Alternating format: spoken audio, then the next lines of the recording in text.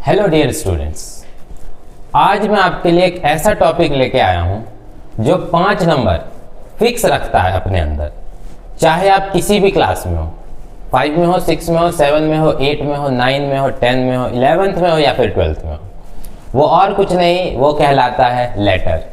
आप सब जानते हैं कि लेटर क्या होता है। लेटर आपके लिए एक बहुत बोरिंग चीज़ है। देखिए, मैंने पहली लाइन लिखी है, लेटर लिखना बोरिंग लगता है।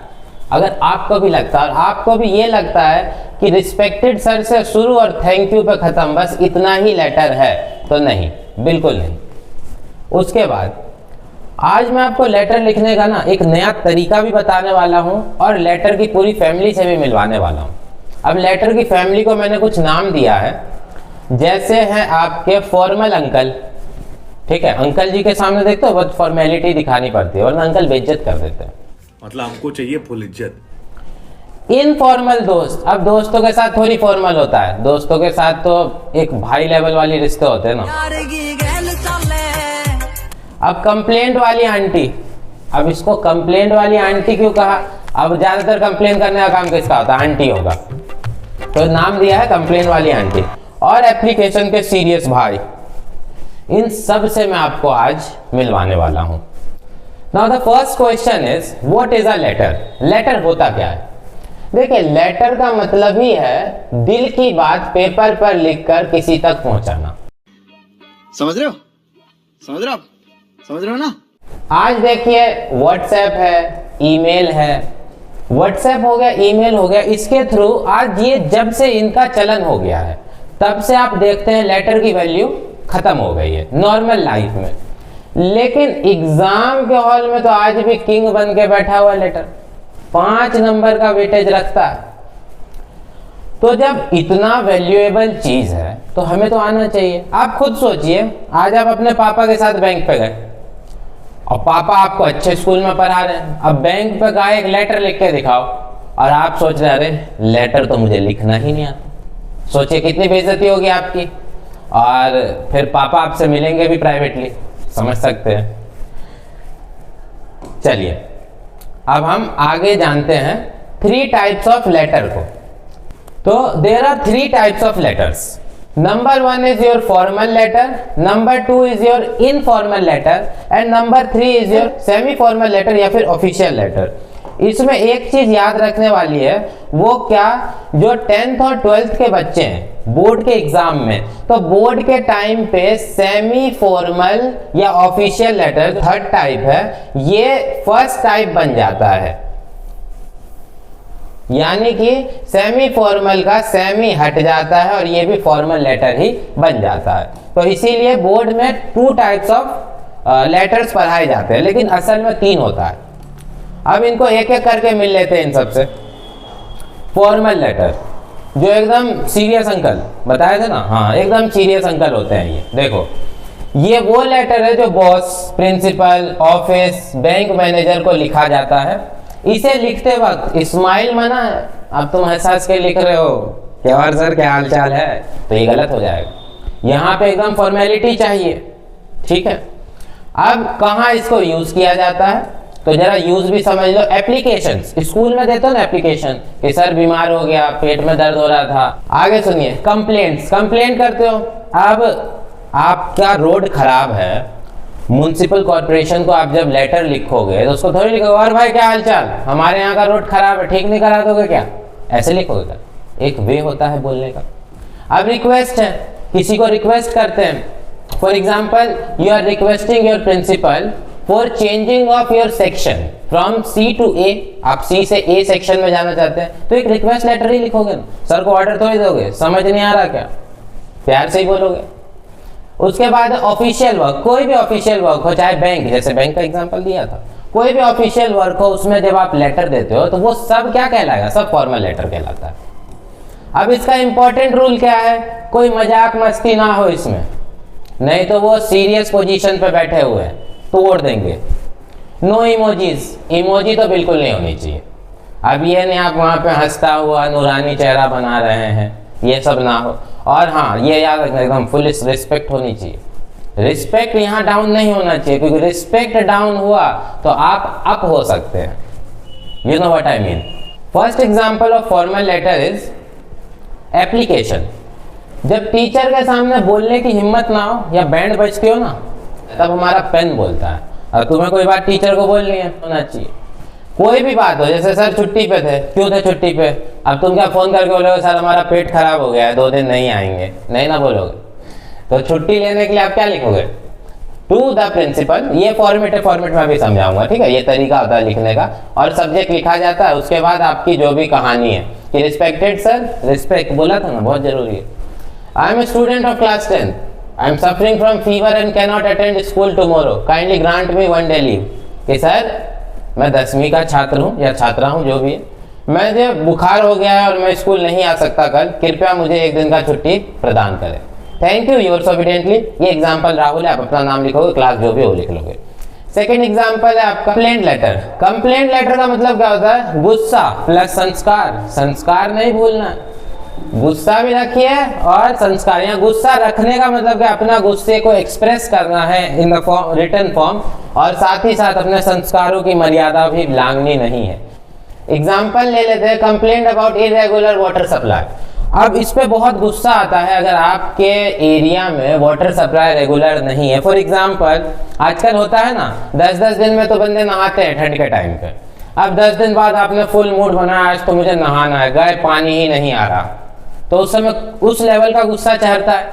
लेकिन अब जिसको आपको बोलना है वो आपसे बहुत हाई पोजीशन पे, तो संस्कार नहीं भूलना। संस्कार से विरुद्ध जाओगे तो आगे आप खुद समझदार हैं आपके साथ क्या हो सकता है। अब इसमें क्या है, the residents are facing many problem. वो तो होगा ही। अब एरिया में वाटर सप्लाई प्रॉपर नहीं हो तो रेसिडेंट्स को तो प्रॉब्लम्स आएंगी। लास्ट में थैंक यू। अब आता है इनफॉर्मल। इनफॉर्मल लेटर क्या होता है? जो आपका चिल दोस्त है, एकदम मजेदार दोस्त, जिसके साथ आप घंटों एक्सपेंड कर सकते हैं, होता है ना। अब ये जब लेटर लिखते हैं तो किसको लिखते हैं? पहले तो ये समझ लो, फ्रेंड को लिखा, मम्मी पापा को लिखा, भाई बहन को लिखा, कजन को लिखा। यहाँ ग्रामर से ज्यादा फीलिंग्स इंपॉर्टेंट होती है। अब तुम किसी को लिखोगे, अपने मान लो दोस्त को लिखोगे, तो उसमें भावनाओं की ही तो जरूरत है या ग्रामर की होगी कि आप, तुम, फलाना ढिमकाना, it doesn't matter. If someone is your friend you can call him by any name. होता है ना, कितने तो पेट नेम ऐसे देते हैं जो पब्लिकली देना अलाउ नहीं है। हाँ, अब हम देखेंगे लेटर टू अ फ्रेंड। ठीक है, जब लिखते हैं तो उसमें क्या होना चाहिए? उसमें हाउ आर यू लिखना कंपलसरी है, वरना दोस्त क्या बोलेगा? भाई अब तुझ में वो वाली बात नहीं रही, तुझ में बदलाव आ गया। और कुछ तो ये भी बोल सकते हैं, औरत का चक्कर बाबू भैया, औरत का चक्कर। एग्जाम्पल इसका ले लेते हैं। Dear Amit, how are you? तुम कैसे हो? I hope you are fine. तुम ठीक होगे। I am also doing well. मैं भी बढ़िया हूँ। I want to tell you about my new school. The teachers are very friendly and the campus is very beautiful. कह रहा है मैं स्कूल, नए स्कूल के बारे में तुम्हें बताना चाहता हूँ कि कैसा है स्कूल जो है मेरा नया, वो बहुत अच्छा है। टीचर्स यहाँ के बहुत फ्रेंडली और कैंपस जो है बहुत सुंदर है।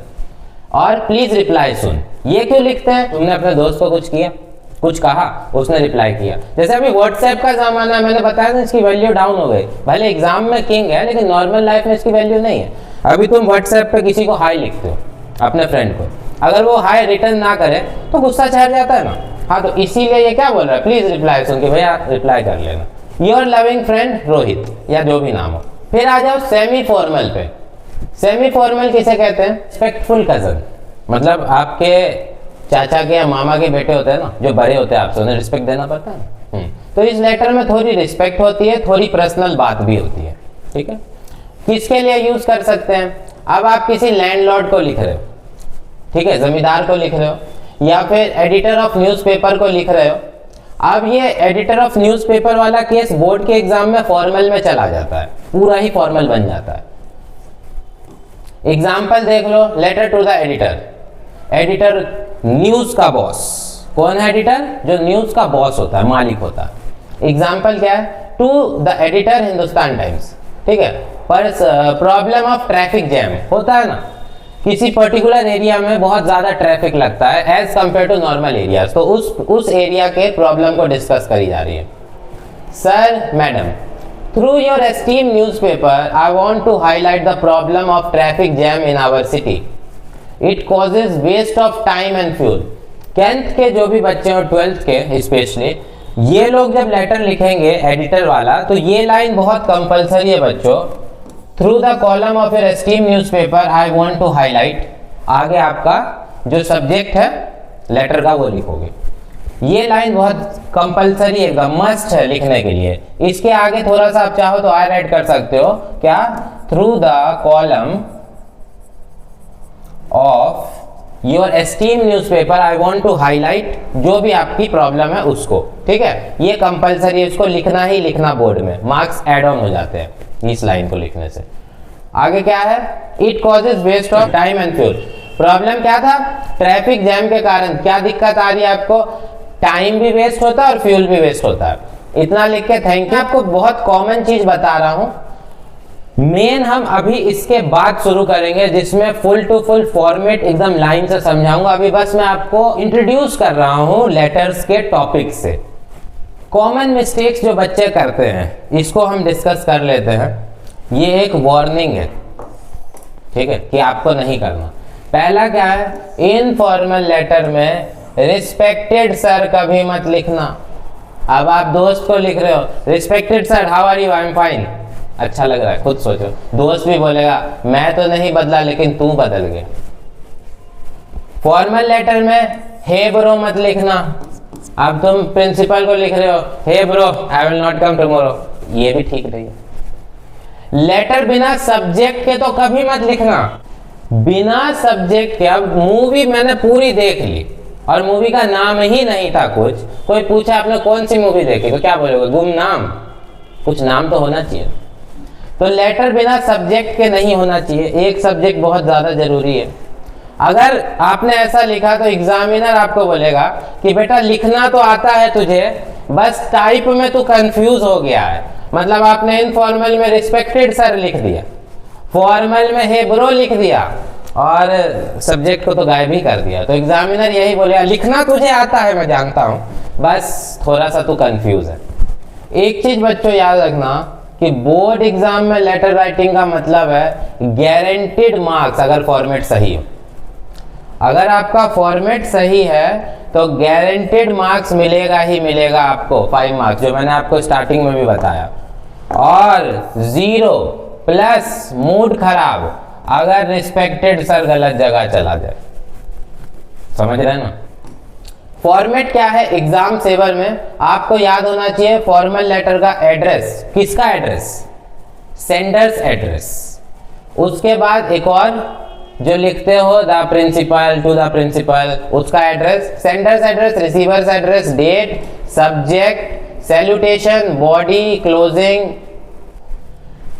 What is letter exam language में, मतलब नॉर्मल। और कोई पूछे व्हाट इज अ लेटर, अब ये तो नहीं बोल, दिल से निकली बात को जब हम पेपर पे लिख दे तो उसे हम लेटर कहते हैं। अगर हम बात करें रियलिटी में लेटर होता क्या है, तो देखो a letter is a written message used to communicate ideas, feeling और इंफॉर्मेशन। बात वही है लेकिन होता है ना बोलने का तरीका, वे ऑफ सेइंग।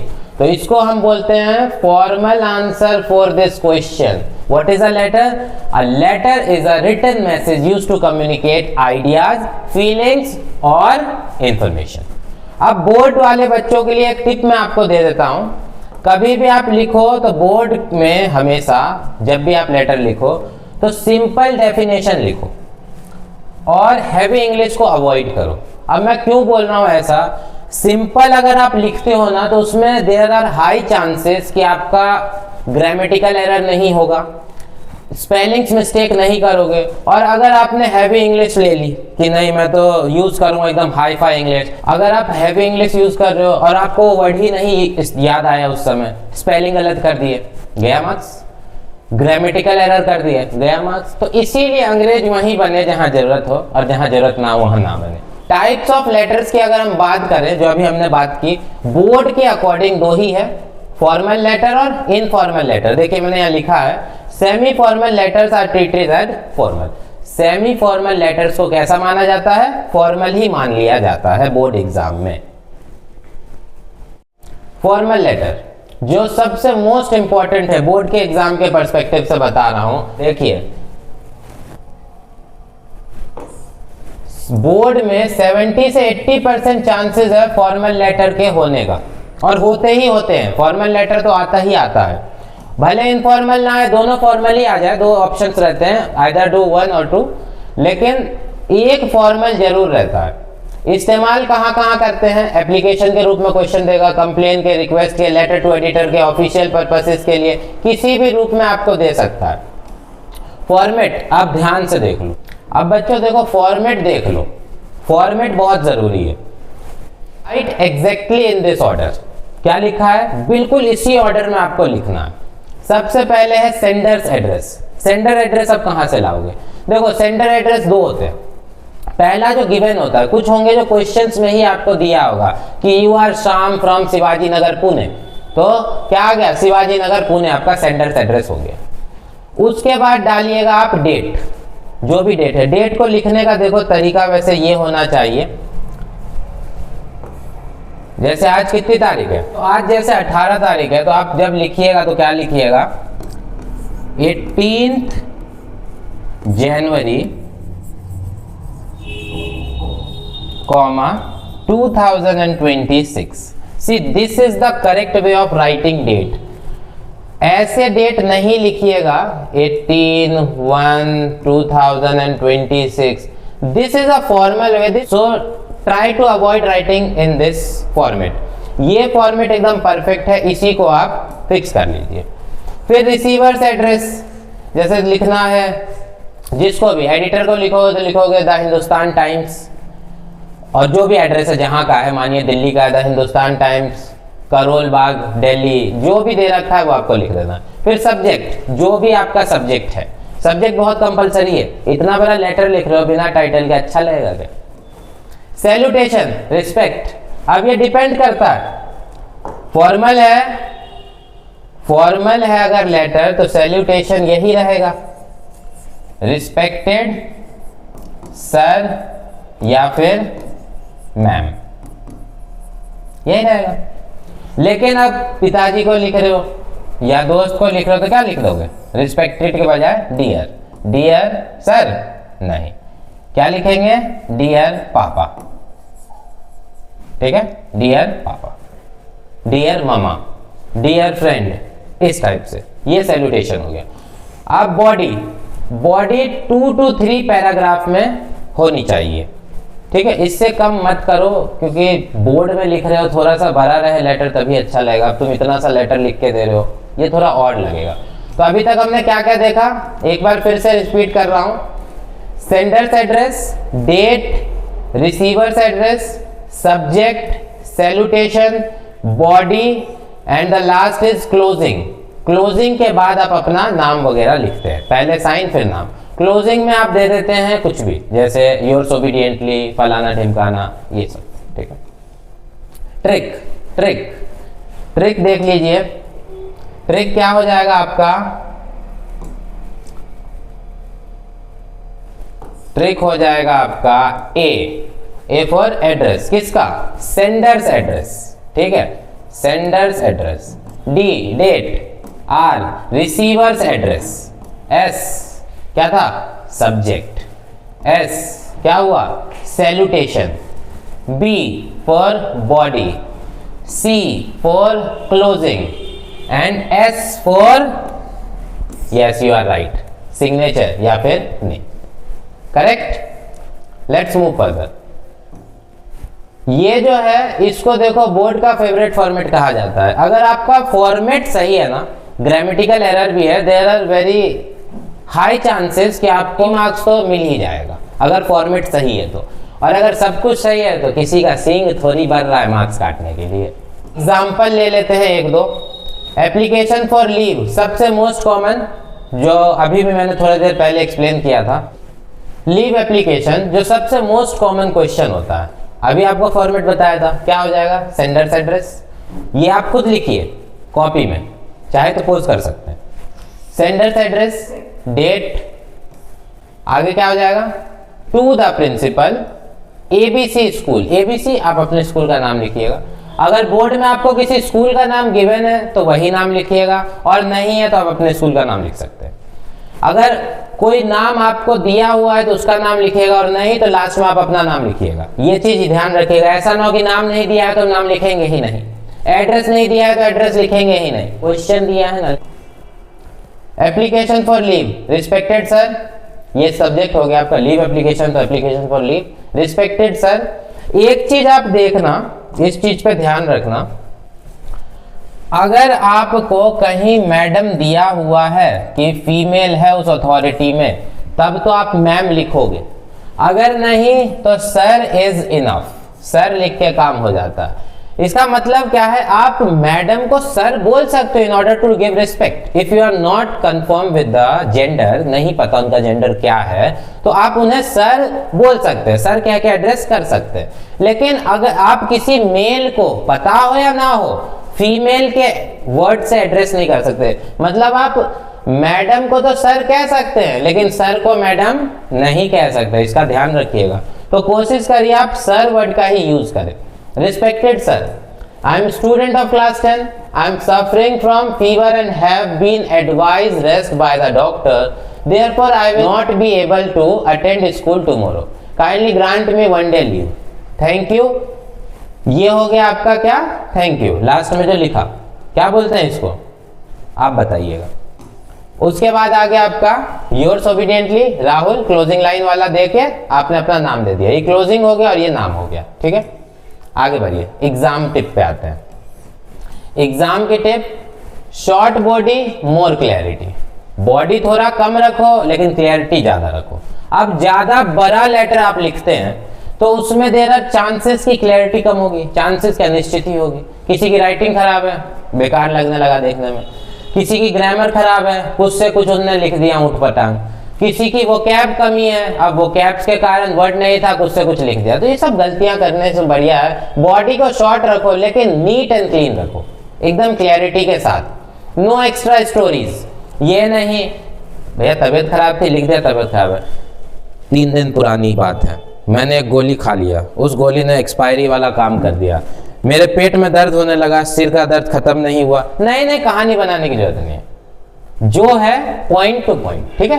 क्या लिखा, नो एक्स्ट्रा स्टोरीज, लेटर लिख रहे हैं, कथा नहीं, ठीक है।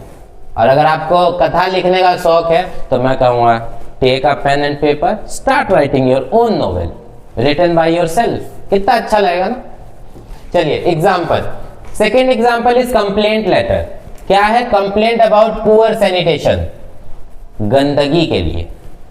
किसको लिखा, देखो रिस्पेक्टेड सर मैडम, जो मैं अभी बता रहा था, अब सर और मैडम दोनों लिखा, क्यों, क्योंकि हमें नहीं पता कि जिसको हम लिख रहे हैं उस अथॉरिटी में हेड कौन है, सर है या मैडम है। अब अगर मैं यहाँ से मैडम गायब कर दूं ना, डन चलेगा, लेकिन सर गायब कर दूं और मान लो वो सर ही हुए, तब ये लेटर बेकार हो जाएगा। आप किसी मेल को एड्रेस करो फीमेल के नाम से तो ये सही थोड़ी है, लेकिन कोशिश करो आप दोनों ही लिखो। I would like to draw your attention towards the poor sanitation in our locality.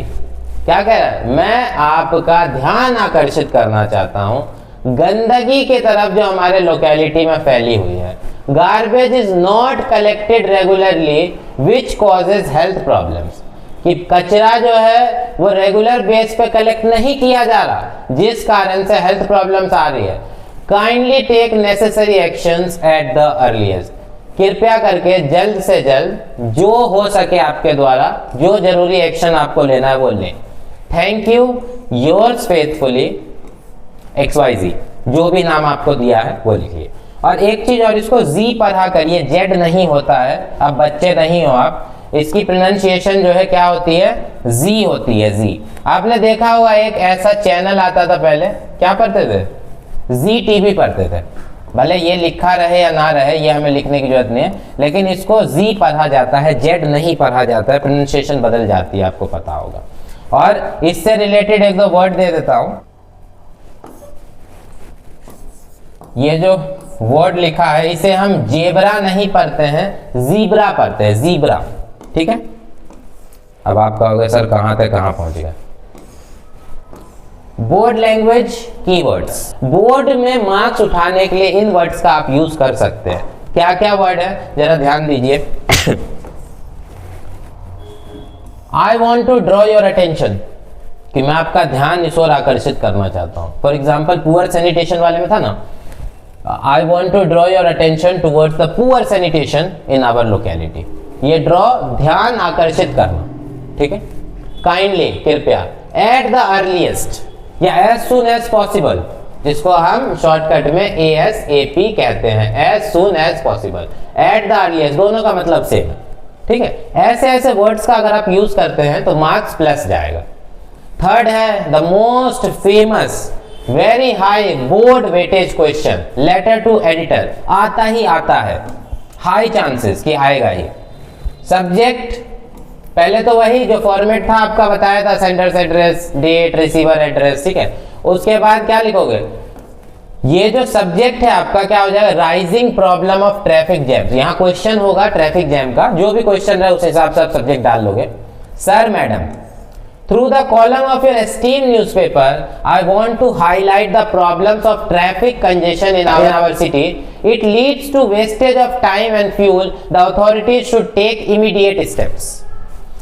अब देखो ये जो आपको देखने को मिला, अगर आप एग्जैक्ट ऐसा भी एग्जाम में लिख देते हो ना तो आपको मार्क्स मिल जाएगा, वो भी फुल मार्क्स मिल जाएगा। क्या कह रहा है, through the column of your esteem newspaper, आपके न्यूज़पेपर के कॉलम के थ्रू, एस्टीम नामी न्यूज़पेपर कॉलम के थ्रू मैं क्या बताना चाहता हूं, I want to highlight the problems. क्या हाईलाइट कर रहा है, प्रॉब्लम किस चीज की, ट्रैफिक कंजेशन की, वही ट्रैफिक जैम की हमारे शहर में, जिसके कारण टाइम भी वेस्ट होता है, फ्यूल भी वेस्ट होता है। और जो अथॉरिटी है वो आप, अगर आपके कॉलम न्यूज़पेपर के थ्रू ये जाएगी बात मेरी, तो जो अथॉरिटी है वो तुरंत एक्शन लेंगे। तो क्या कह रहा था, authority should take immediate action. आप कि आपको हम लिख रहे हैं कि अथॉरिटीज को क्विक एक्शन लेना चाहिए, लेकिन लेना ही नहीं है, लेना चाहिए। The authority should take immediate steps, immediate steps लेना चाहिए। फिर आ जाएगा आपका थैंक यू, जो भी बाकी लास्ट स्टेप है वो लिख लोगे। फिर आ जाओ इनफॉर्मल लेटर्स पे, इजी मार्क्स, एकदम इजी। ये कैसा होता है, इनफॉर्मल लेटर में आपको कोई टेंशन लेने की जरूरत नहीं है, no stress, no tension, no respect वाला ड्रामा, जो है एकदम दिल से दिल की बात, फीलिंग डायरेक्ट। किसको लिखोगे, दोस्त को लिखोगे, भाई बहन को लिखोगे, माता पिता को लिखोगे, चाचा चाची को लिखोगे, जो भी आपके अपने हैं उन्हें लिखोगे। अब ये क्या मतलब है, टीचर्स आपके अपने नहीं है, बिल्कुल है, हम है ना, लेकिन फॉर्मल ही होना चाहिए, ये भी ध्यान रखना है, हम आपके अपने, लेकिन रिस्पेक्ट जरूरी है बेटा। फॉर्मेट ऑफ इनफॉर्मल लेटर, फटाक से नोट करो। इनफॉर्मल लेटर का फॉर्मेट क्या रहेगा, address, then date, then salutation, body, closing, no subject, no respected sir, इन सब की जरूरत नहीं होती। एक एग्जांपल देख लेते हैं फटाक से। लेटर टू अ फ्रेंड, पहले एड्रेस, फिर डेट, फिर डियर अमन, अमन एक नाम हमने लिया है example. How are you, I hope you are fine, मुझे विश्वास है तुम ठीक ही होगे, क्योंकि तुम्हें कुछ हो ही नहीं सकता, मेरी दुआएं तुम्हारे साथ है Aman, don't worry. I am also doing well, मैं भी ठीक हूँ, टेंशन मत लो। I want to tell you about my preparation for the board exam, क्या बता रहा है, देख रहे हो, I want to tell you about my preparation, कैसे कहाँ तक पहुँच गई। I am following a proper time table and revising regularly, मैं एक प्रॉपर टाइम टेबल फॉलो कर रहा हूँ और उसी चीज उसको फॉलो करके ही रिवाइज कर रहा हूँ। प्लीज राइट बैक सून, कुछ रिप्लाई दे देना। अब उसने इतना लिखा, रिप्लाई नहीं तो गलत बात है, कैसे दोस्त हो तुम। योर लविंगली राहुल, आपका दोस्त राहुल। राहुल नाम तो सुना होगा। एग्जाम टिप की अगर बात करें तो इसमें आपको सिंपल वर्ड्स और फ्रेंडली टोन रखना है, ज्यादा हाई लेवल का रिस्पेक्ट मत दिखाना इसमें, और एकदम सिंपल वर्ड्स का ही यूज करना। ये तो मैं आपको फॉर्मल के लिए भी सजेस्ट करूंगा कि सिंपल वर्ड्स का ही यूज करें, ज्यादा हाई वर्ड यूज करोगे तो दिक्कत आपको होगी बाद में। कॉमन बोर्ड में जो मिस्टेक देखने को मिलती है वो क्या देखने को मिलती है, जरा ध्यान दो। सबसे पहले देखने को मिलता है writing subject in informal letter, जो बता दिया था, इनफॉर्मल लेटर में नहीं लिखा जाता है सब्जेक्ट, डेट नहीं लिखते हैं बच्चे, भूल जाते हैं। फॉर्मेट बताया ना, फॉर्मेट तो मैंने बता दिया अभी, ये फॉर्मेट इसी तरीके से लिखिए, अगर नहीं लिखिएगा तो मार्क्स कटेगा। मिक्सिंग फॉर्मल और इनफॉर्मल लैंग्वेज, हाँ होता है ना कि आप लिख रहे हो प्रिंसिपल को, लिख रहे हो एडिटर को, लिख रहे हो बैंक मैनेजर को, वो सब एक रिस्पेक्टेड है आपके लाइफ में, ठीक है, हाई लेवल पार्टी है। अब आप उनको लिख रहे हो और दोस्त क्या हाल चाल है, सुनाओ यार, बड़ी दुख भरी कहानी है, ब्रेकअप हो गया मेरा, तो ये सब चीज नहीं चलने वाली, ठीक है। तो मिक्स ना करें फॉर्मल और इनफॉर्मल, ना लैंग्वेज को मिक्स करो ना लेटर को, दोनों अलग है। लॉन्ग स्टोरीज इन बॉडी, कथाएं लिख देते हैं बच्चे, बच्चे सोचते हैं जितना पेज भर उतना मार्क्स मिलेगा, ऐसा कुछ नहीं है, ऐसा कुछ नहीं है, जितना जरूरत उतना लिखो। इसमें सच्चाई क्या है कि आपका जो फॉर्मेट है उसने आपको हाफ मार्क्स सिक्योर करवा दिया। जो आपने अभी तक लिखा ना, पूरा शॉर्टकट ट्रिक याद है ना, ये जो आपने अभी फॉर्मेट देखा था ना, address, date, receiver address, salutation, ये जो फॉर्मेट आपने देखा था अभी जो हमने ऊपर देखा, बस अगर आपने इतना कर लिया उसके बाद आपका मार्क्स तो फिक्स है, हाफ। फाइनल बोर्ड स्ट्रेटेजी क्या क्या है?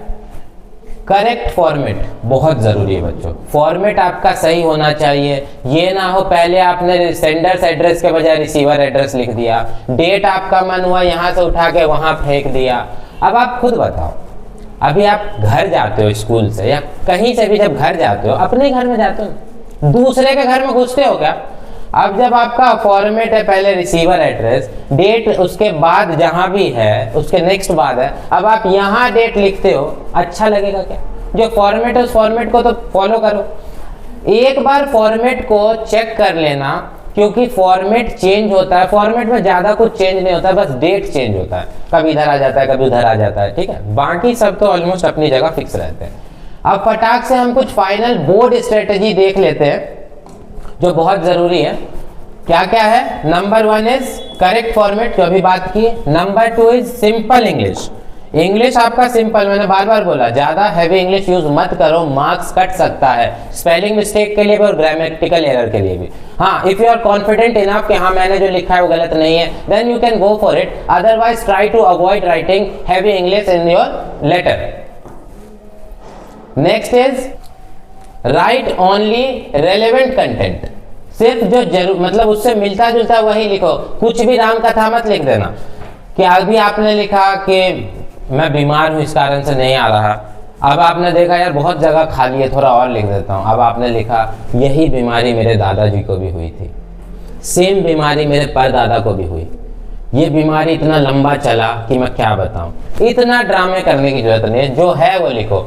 रेलेवेंट कंटेंट लिखना है, जो जरूरत है, जो उससे मिलता जुलता है, जो आपने जाना है, जो लिखना जरूरी है वही लिखो, फालतू की कथा लिखने की जरूरत नहीं है। Neat hand writing, try to make it, writing को इम्प्रूव करिए, क्योंकि राइटिंग अगर साफ रहेगा, देखो क्या होता है ना बाबू, जब एग्जामिनर चेक करता है वो असल में कॉपी को जब देखता है ना, उसके पास इतना टाइम नहीं होता है कि ओ बड़ी गंदी हैंड राइटिंग, अब मानिए मैंने लिखा राम, अब मेरी राइटिंग ऐसी है, अब वो ऐसे नहीं होगा अच्छा आर है यहाँ ए है ये शायद एम है, राम ही तो लिखा है, वो सीधा गोला मारेगा या कट मार देगा।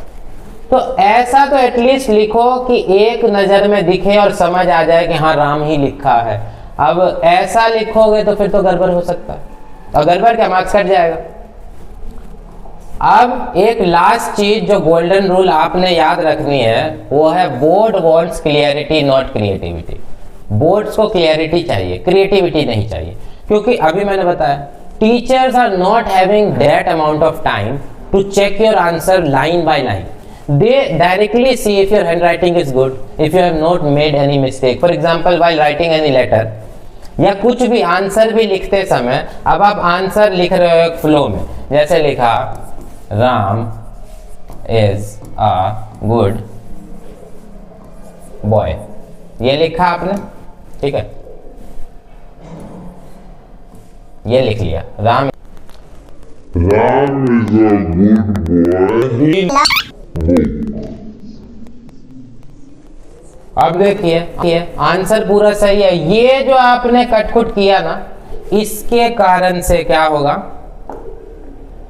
बस इसके कारण से इसमें सर्कल बनाएगा और जहां ये एक नंबर का था तो हाफ मार्क्स आपको मिलेगा।